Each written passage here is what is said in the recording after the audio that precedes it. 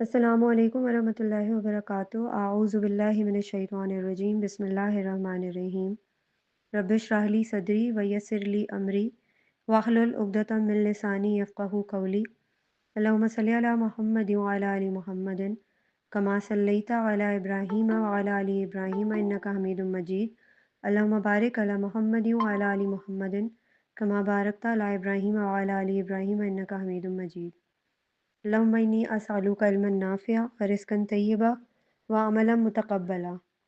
अल्लाहुम्मा अरिनल हक़्क़ हक़्क़न वरज़ुक़ना इत्तिबाअहु व अरिनल बातिला बातिलन वरज़ुक़ना इज्तिनाबहु। आज हमारा जो टॉपिक है वो सिबलिंग्स राइवलरी, सिबलिंग्स फ़ेवरेटिज़्म के ऊपर है। बेसिकली बीइंग अ पेरेंट, मैं कैसी माँ या कैसा बाप हूँ? क्या मैं कॉन्शियस पेरेंटिंग कर रहा हूँ या नहीं? क्या कॉन्शियसली मुझे पता है कि मेरे क्या एरर्स हैं जिनकी वजह से मेरे बच्चों की ज़िंदगी में और मेरी ज़िंदगी में प्रॉब्लम्स क्रिएट हो रही हैं? कॉन्शियस तरबिया क्या होती है? बच्चों के दिलों को रेज़ करना, ठीक है?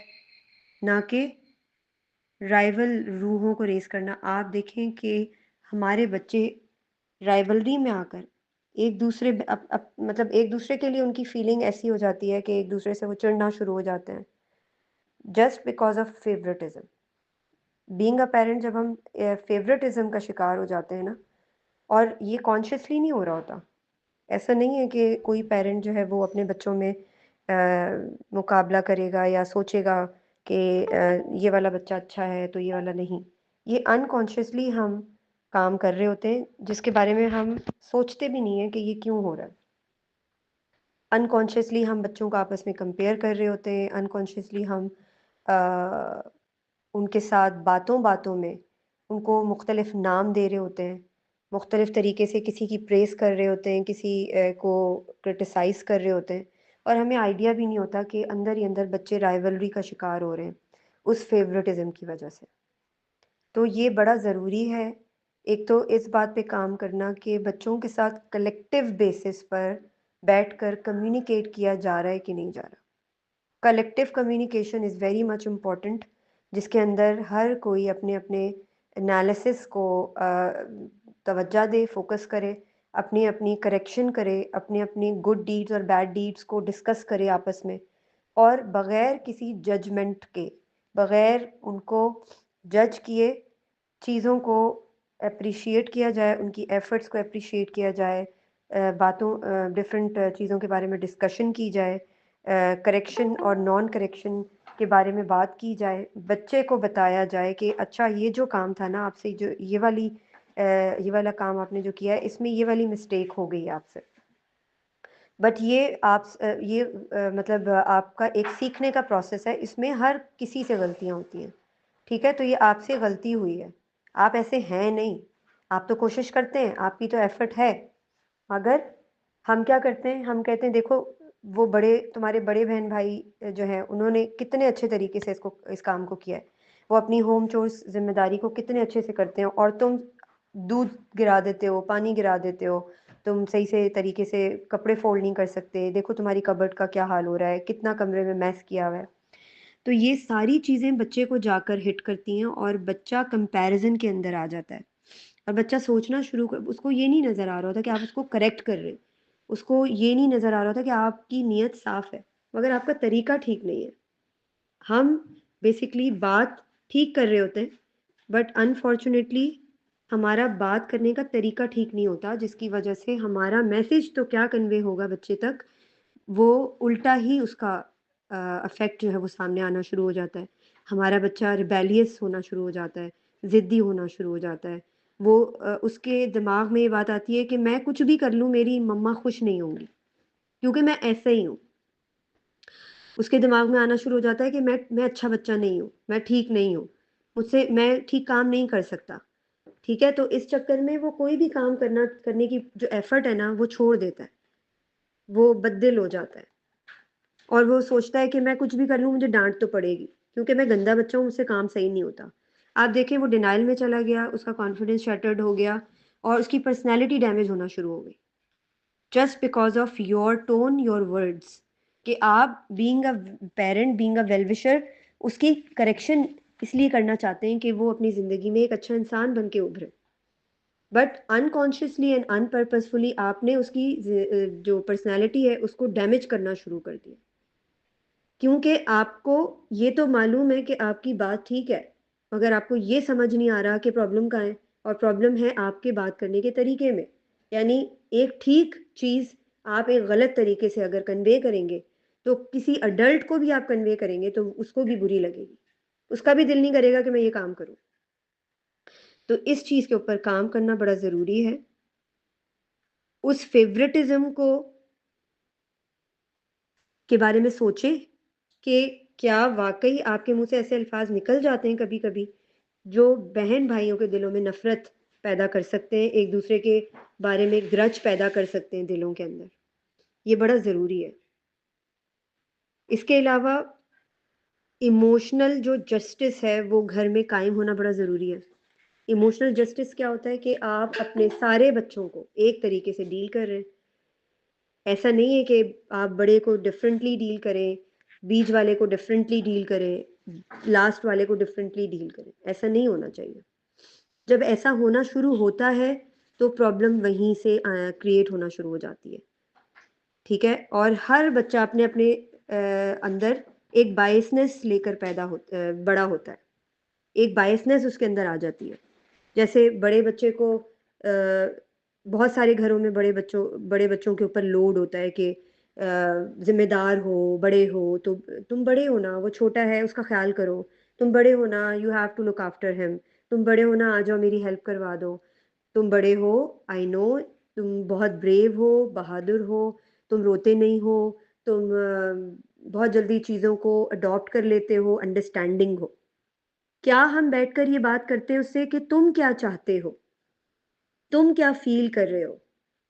तुम ज़िंदगी से क्या चाहते हो? तुम्हारी ज़िंदगी के बारे में क्या पर्सपेक्टिव है? तुम्हारी क्या ख़्वाहिश है? तुम्हारे दिल में क्या बात है? तुम अपनी ज़िंदगी को कैसे गुज़ारना चाहते हो?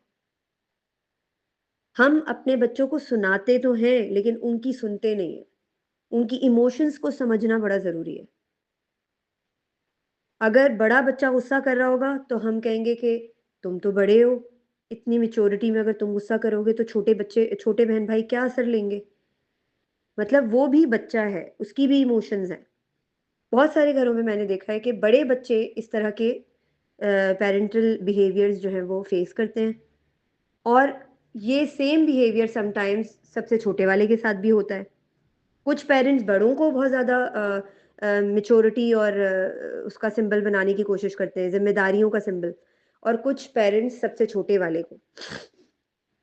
और कहीं बड़े वाले जो हैं वो उनको स्पॉइल किया जा रहा होता है, उनको पैम्पर्ड किया जा रहा होता है, लाड-प्यार किया जा रहा होता है, और कहीं सबसे छोटे वाले को, ठीक है? तो ये एक रैंडम सिचुएशन है। बीच वालों की एक समझें कि एक यूनिवर्सल रियलिटी ये होती है कि जो दरमियाना बच्चा होता है, वो किसी को नज़र नहीं आ रहा होता। वो नेग्लेक्ट हो रहा होता है, इग्नोरेंस का शिकार होता है। वो मतलब वो कहते हैं ना कि वो ना 3 में होता है, ना 13 में होता है। उसको जैसे अब मिसाल के तौर पर सबसे बड़ा जो है, उसको डोमिनेंस मिली, वो अपनी ज़िम्मेदारियों से जो है वो फ़ारिग हो गया, तो सबसे छोटे वाला जो है उसको डोमिनेंस मिल गई। बीच वाले को डोमिनेंस ही नहीं मिली, उसकी बारी ही नहीं आई। समटाइम्स ऐसा होता है। बीच वाले को एक आ जाता है, तुम तो एडेप्टेबल हो ना, हर चीज़ तुम अंडरस्टैंड करते हो, तुम जो है वो कभी भी मम्मा को तंग नहीं करते, तुम हर चीज़ खामोशी से खा लेते हो, तुम ज़िद नहीं करते, तुम हर चीज़ में खुश रहते हो, तुम कितने शुक्रगुज़ार हो ना। कभी बैठ के हमने सोचा है कि उस बच्चे के अंदर एहसास महरूमी किस तरह डेवलप होना शुरू हो गई है? उसको क्या चाहिए? उससे उससे कभी हमने पूछा है बीइंग अ पेरेंट कि उसको क्या चाहिए?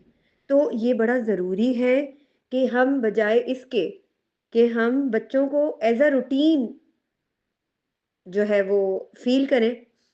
जैसे हम दुनिया के सारे काम कर रहे होते हैं, तो जब बच्चे दुनिया में आते हैं तो हम कहते हैं हाँ ठीक है, हम पेरेंट बन गए, ये बच्चे हैं हमारे, पहला बच्चा है, दूसरा है, तीसरा है, व्हाटएवर इट इज़। और फिर ये एक फ़्लो में हमारी ज़िंदगी गुज़र रही होती है, और फ़्लो में हम अपने बच्चों के साथ ट्रीट कर रहे होते हैं, अपनी ज़िंदगी को गुज़ार रहे होते हैं। अब मिसाल के तौर पर हमारा बड़ा बच्चा है, उसको वो स्कूल जाता है, ठीक है, और उसका आपने ट्यूटर बदलना है, तो आप उसको बिठाएं और उससे बात करें कि अभी जिस ट्यूटर से तुम पढ़ रहे हो, हाउ वुड यू फील, तुम्हें कैसा लग रहा है, या स्कूल जा रहे हो, तुम्हें स्कूल जाना पसंद है या नहीं, मैं नोटिस कर रही हूँ कि स्कूल का बड़ा लोड है तुम पर। जब बच्चे के दिल की बात पेरेंट्स सुनने के लिए रेडी होंगे, जब बच्चे को ये वर्थ, ये वैल्यू सुनने को मिलेगी, फील करने को मिलेगी पेरेंट्स से कि हाँ, मेरी भी कोई हैसियत है, मेरी भी कोई वैल्यू है, मेरे पेरेंट्स मेरी बात सुनते हैं, वो मुझे समझना चाहते हैं, वो मेरे दिल की बात सुनना चाहते हैं, वो जानना चाहते हैं कि मैं क्या फ़ील करता हूँ, मुझे कहाँ तकलीफ़ होती है, मैं किन चीज़ों को का बुरा मानता हूँ, मुझे कौन-सी चीज़ें बुरी लगती हैं, कौन-सी चीज़ें अच्छी लगती हैं, और मुझे क्या चीज़ चाहिए, मेरी नीड क्या है। तो आपका बच्चा ओपनली आपके साथ कम्युनिकेट करता है, अपनी चीज़ों को शेयर करता है, अपने दिल की बातें करता है, और उसके अंदर वो एहसास महरूमी वहीं पर दम तोड़ देता है, क्योंकि उसके अंदर एक करेज पैदा होती है, उसके अंदर एक उसका मोराल हाई होता है, उसका कॉन्फिडेंस बिल्डअप होता है कि मेरे पेरेंट्स मुझे वैल्यू करते हैं, उनके नज़दीक मेरा ओपिनियन मैटर करता है, इसीलिए वो मुझे साथ बिठाते हैं और मेरी ज़िंदगी के मसाइल को मुझसे डिस्कस करते हैं कि मैं उसमें डिसीजन मेकिंग करूं। हम क्या करते हैं, हम बगैर पूछे बच्चे को इस स्कूल से निकाला, उधर डाल दिया। अगर मुझे होम स्कूलिंग करनी है तो मैंने बच्चे को कहा बस स्कूल नहीं जाना।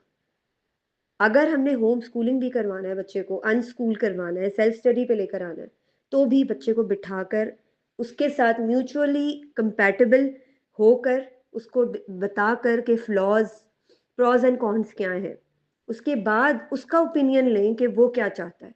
ये बड़ा ज़रूरी काम है, क्योंकि अगर आपने रो धो कर बच्चे को स्कूल छुड़वा के अनस्कूल करवा दिया है, तो आपकी सोच है कि बच्चा आपको दुश्मन समझना शुरू हो जाएगा कि मैं अच्छा भला स्कूल जाता था, अपने फ्रेंड्स के साथ खेलता था, बड़ा मज़ा आता था, रोज़ मैं सुबह वैन में जाता था और घूमता था, और मैं मुख्तलिफ़ जगहों को देखता हुआ गुज़रता था, मुझे बड़ा मज़ा आता था, मैं फ्रेश एयर लेता था।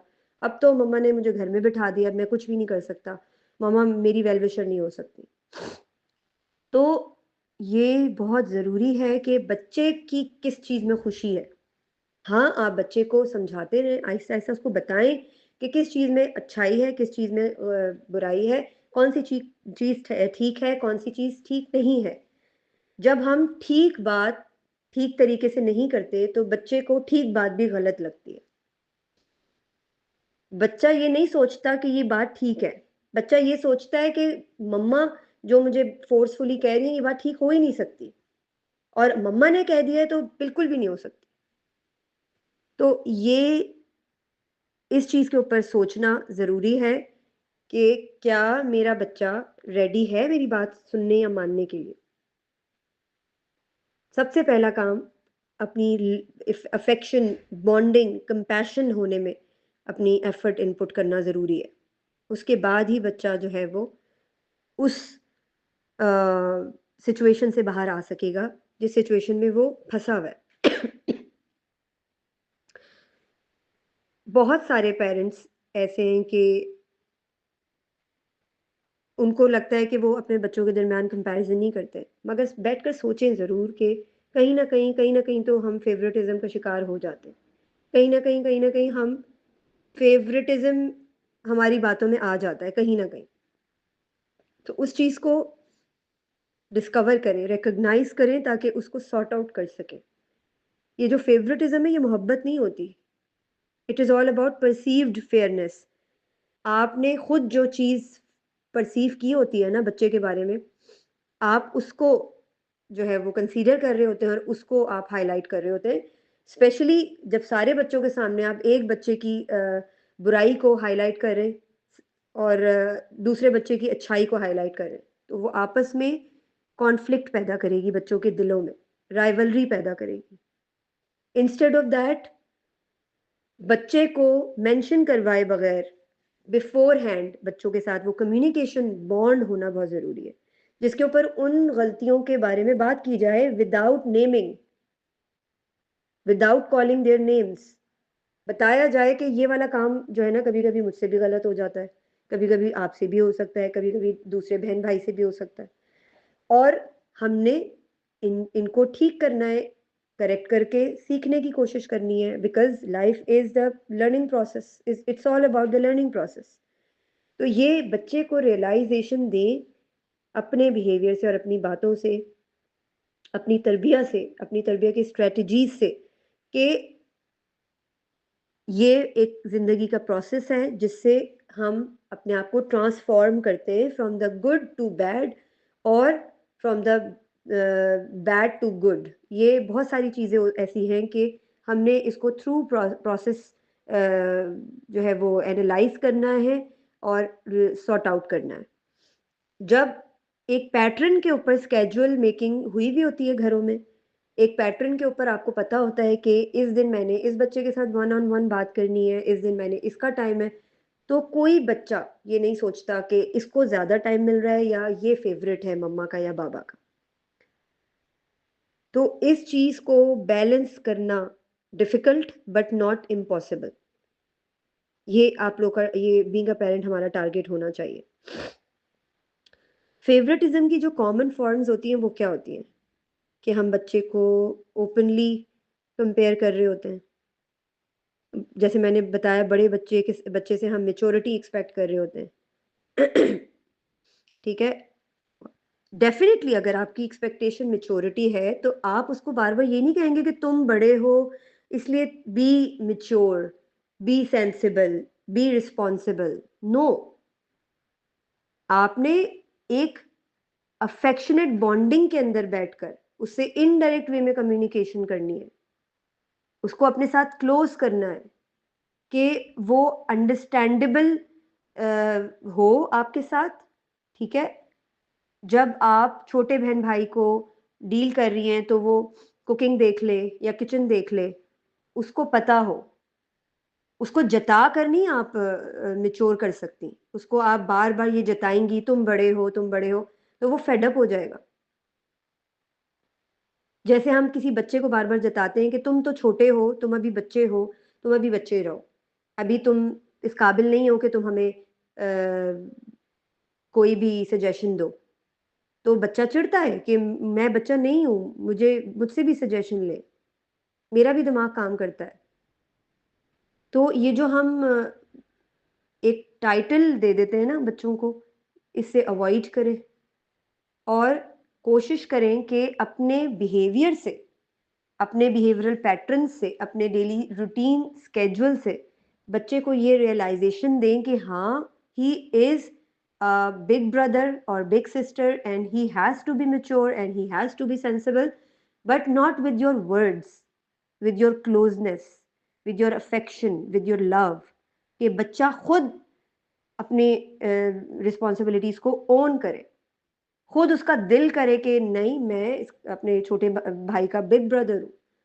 अगर मम्मा वॉशरूम में है या अगर मम्मा किसी से बहुत इंपॉर्टेंट कॉल पे बात कर रही है और बच्चा रो रहा है, तो वो ये नहीं कहेगा कि मैं मम्मा को जाकर बोलूं, वो सोचेगा कि नहीं, I am a big brother.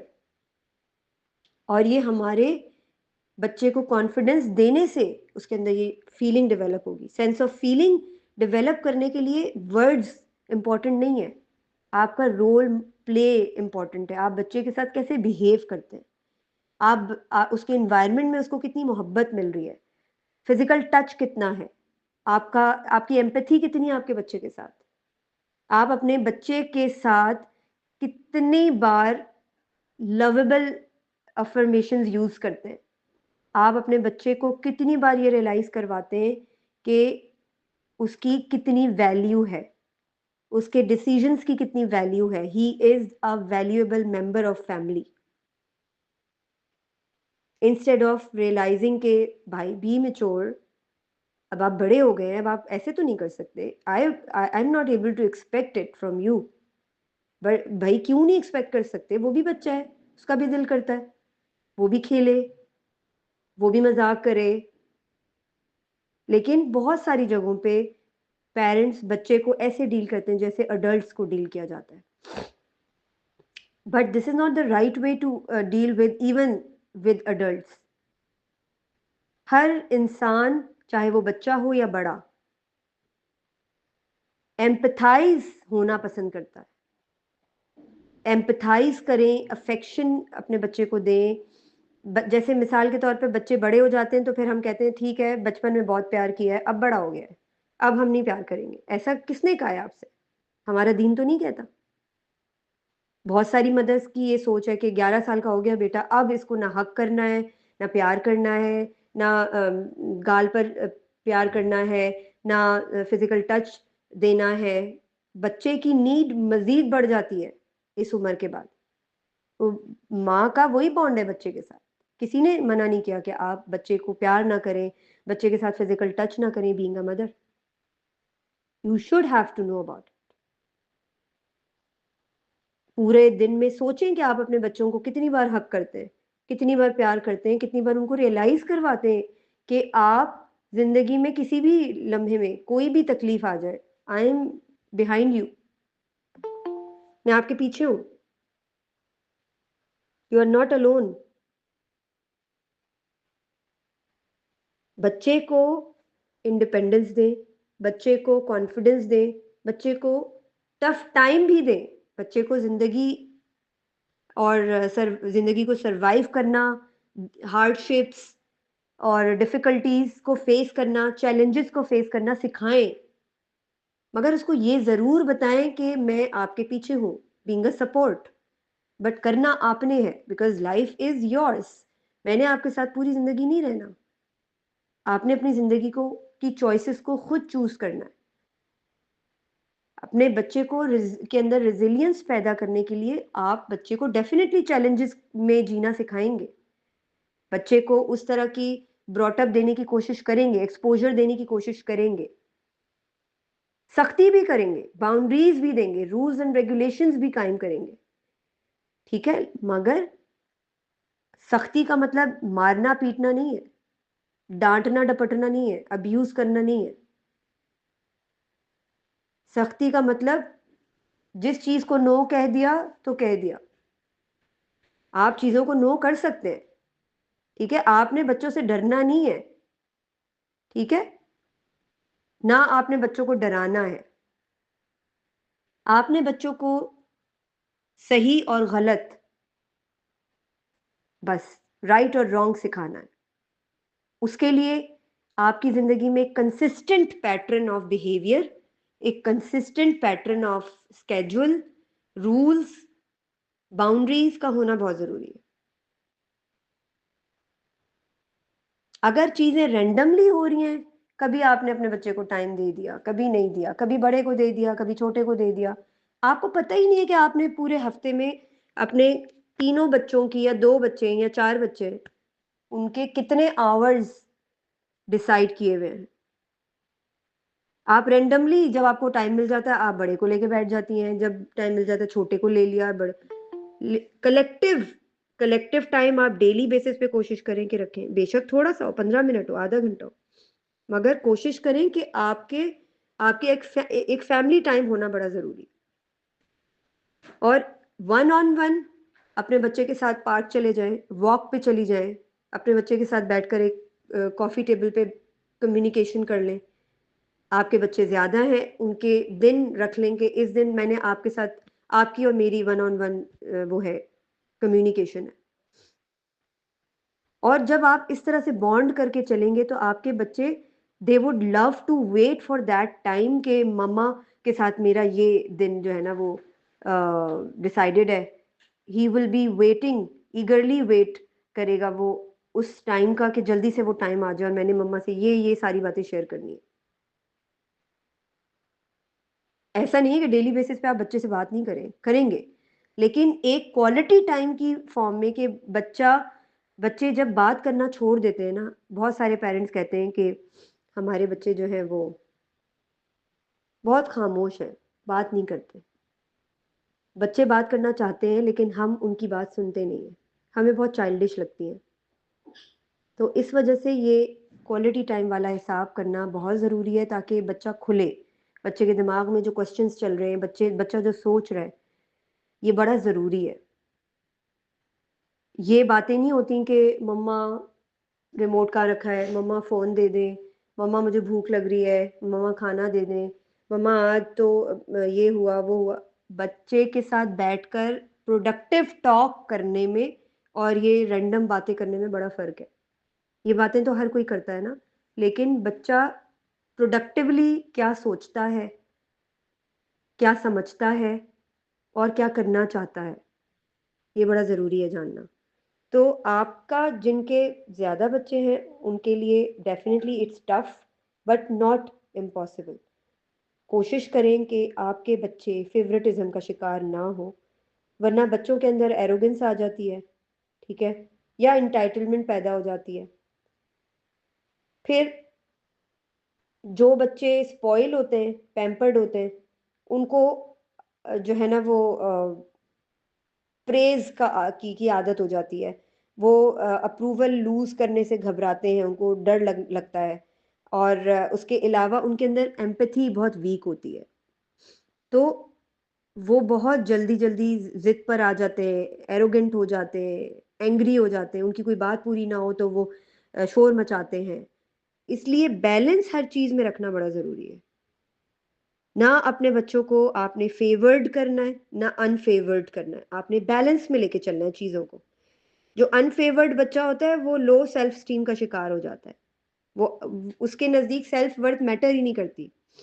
वो किसी के सामने भी झुकने को तैयार होता है। दुनिया उसको रगड़ती है और कारपेट बना के उसके ऊपर से गुज़र जाती है।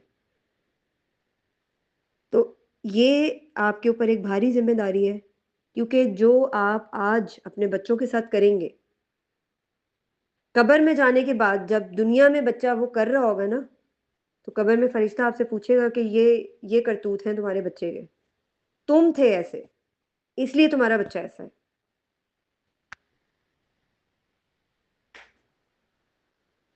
तो इसलिए अल्लाह से डरना चाहिए और अपने सारे बच्चों में अदल से काम लेना चाहिए। ये हमारे नबी सल्लल्लाहु अलैहि वसल्लम की हदीस है कि अल्लाह से डरो, fair Allah and be just among your children. अपने बच्चों के साथ जस्टिस करो, अदल के साथ काम लो। आपके बच्चे की पूरी पर्सनैलिटी आपके ऊपर डिपेंडेंट है। You are the reason, you are the reason. अगर आपका बच्चा 40 साल का बंदा, 40 साल का आदमी बनकर, 40 साल की औरत बनके अपने बच्चों के ऊपर ज़ुल्म ढा रहा है, यू आर द रीज़न। आपसे पूछा जाएगा। You are accountable. जब हम बच्चों से मुख्तलिफ बातें करते हैं ना फ़ेवरेटिज़्म में, कि तुम क्यों अपने भाई की तरह नहीं हो सकते? तुम्हारी बहन तो इतनी ट्रबल्स या इतना मेस नहीं करती, तुम क्यों ऐसे करते हो? और तुम तो बड़े हो, जैसे मैंने अभी बताया, तुम्हें अंडरस्टैंडेबल होना चाहिए। इसके बजाय आप अच्छे अल्फ़ाज़ का इंतख़ाब करें, रिप्लेस करें इन जुमलों को। जैसे आप ये कह सकती हैं कि मैं देख सकती हूँ तुम कितनी कोशिश करते हो, बड़ा भाई बनने की, बिग ब्रदर बनने की। It's really appreciating.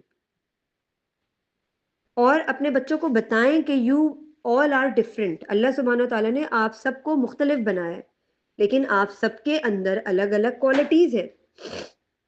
आप सब वैल्यूएबल हैं। और इसके अलावा आप ये कह सकते हैं कि हो सकता है कि मैं कहीं कभी-कभी गलती कर जाती हूँ, ठीक है? तो उसके लिए मैं माज़रत ख़्वाह हूँ। या मैं कभी-कभी आपको करेक्ट करने की कोशिश करती हूँ मुख्तलिफ तरीके से, ठीक है? मेरी गलती भी हो सकती है वहाँ पे, मगर आप सबसे मैं इक्वली मोहब्बत करती हूँ। ये बातें ऐसी बातें हैं कि बच्चों के साथ, बच्चों के सामने ये बातें करना बहुत ज़रूरी है, ताकि बच्चा अपने दिमाग में अज़्यूम ही ना करता रहे, गुमान ना करता रहे कि मेरी मम्मा ऐसी हैं, वो ऐसा सोचती हैं, वो मुझे ऐसा समझती हैं या बाबा ऐसे हैं। उसके बजाय उसको पता चल रहा है ओपन कम्युनिकेशन से कि मेरी मम्मा तो ये सोचती हैं। फिर बहुत सारे बच्चे जो हैं, उनको लगता है कि उनको सुना नहीं जाता और आपको लग रहा है कि वाक़ई आपसे ये निग्लेक्शन हुई है, तो आप उसको बता सकते हैं कि मैंने रियलाइज़ किया है कि कभी-कभी आपको सुना नहीं जाता। आपको लगता है, आपको फ़ील होता है कि आपसे कोई बात नहीं कर रहा या आप अलोन हो, ठीक है? और मुझे ये सीखने को मिल रहा है कि मैं आपको बेहतर तरीके से समझने की कोशिश करूँ, तो आप इसमें मेरी मदद करो। ठीक है? तो हम मिल के बैठेंगे, बात करेंगे, अगर मैं भूल जाऊँ, आप मुझे याद दिलाओ। इस तरह बच्चे को पता होगा कि बीइंग अ ह्यूमन बीइंग हमसे गलतियाँ भी होती हैं और हम उनको करेक्ट करना भी जानते हैं। ये एक पूरा लाइफ साइकिल होता है, जो हम बीइंग अ पेरेंट अपने बच्चे के साथ ट्रीट करते हुए, डिस्कशन करते हुए, स्केड्यूल को फ़ॉलो करते हुए, कंसिस्टेंटली वर्किंग करते हैं। ये हमारी कंसिस्टेंट वर्किंग और स्ट्रगल है, जो हमें एक अच्छे पेरेंट बनने में हमारी मदद करती है। कॉन्शियस पेरेंटिंग का हरगिज़ ये मतलब नहीं होता कि हम किसी को ब्लेम करें, लेकिन कॉन्शियस पेरेंटिंग का मतलब है कि आप कॉन्शियसली अपने एरर्स को जानने की कोशिश करें और उस पर काम करने की कोशिश करें। तभी हम कामयाब हो सकते हैं। जज़ाकल्लाह खैर। अगर किसी का कोई सवाल है तो आप पूछ सकते हैं।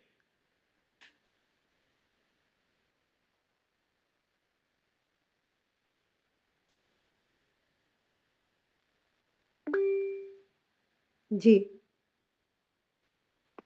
मिस मुझे जो है ना ये फिजिकल टच में प्रॉब्लम आता है कि मैं इस सोच में पड़ जाती हूँ, शायद मेरी इल्म की कमी है या मैंने बुक्स नहीं इतनी पढ़ी, मुतालिया नहीं है मेरा। मुझे फिजिकल टच में डॉक्टर सरार के जहाँ तक मैंने बस लेक्चर ही देखे हैं कि वो जहाँ पे जो है ना, मुझे ये समझ आई है बात सिर्फ इतनी सी कि पर्दे के हवाले से कि घर के अंदर भी हमारे बापों से, हमारे भाइयों से, हमारे बेटों से, ठीक है, तो उस उस सेंस में अगला तो मैंने खुद ही सारा डिसाइड किया है कि फिजिकल टच और ये सारा कुछ, इसमें थोड़ा गाइडेंस अगर आपके इल्म में पता है आपको कुछ इसके बारे में, तो इसके बारे में कुछ आप गाइड कर सकते हैं देखिए कि हक करना, देख हम अपने बच्चों को, अपने भाइयों को जब भी डाल सकते हैं, अपने अब्बू को, अपने बेटों को, तो इसमें क्या है, इस्लाम में कुछ है ऐसा? देखिए, बिल्कुल आप हम अपने भाइयों को, अपने फ़ादर को, अपने बेटों को बिल्कुल हग कर सकते हैं। और बाकी मैं आपको यही सजेस्ट करूँगी, खुद से डिसाइड करने के बजाय उस चीज़ को प्रैक्टिस उस वक़्त तक ना करें जब तक कोई ऑथेंटिक रेफ़रेंस ना मिल जाए। इसरार अहमद पर्दे की बात करते हैं, तो पर्दे का मतलब ये है कि हमारा प्रॉपर पर्दा, यानी हमारे पूरा जिस्म हमारा कवर्ड हो, इसको पर्दा कहते हैं।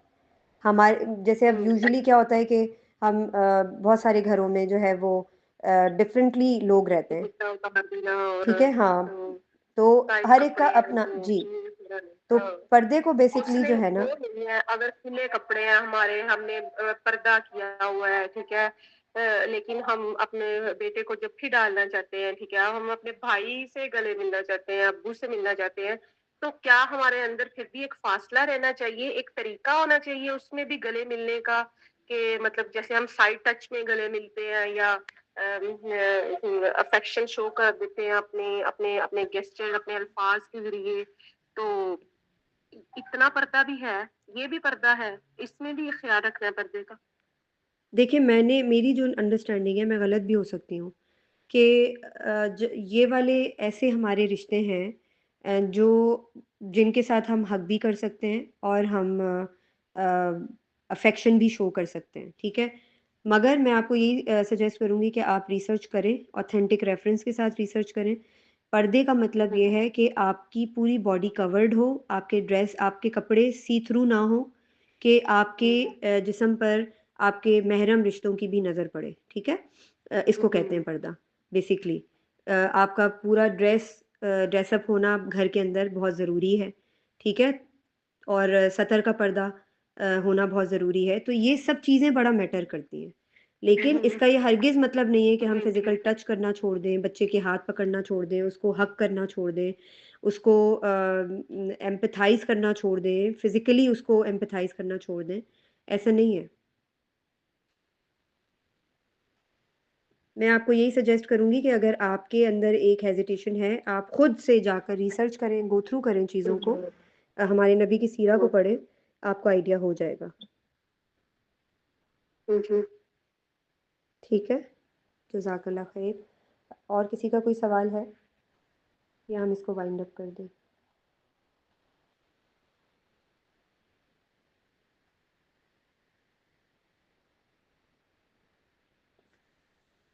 किसी का कोई सवाल नहीं है?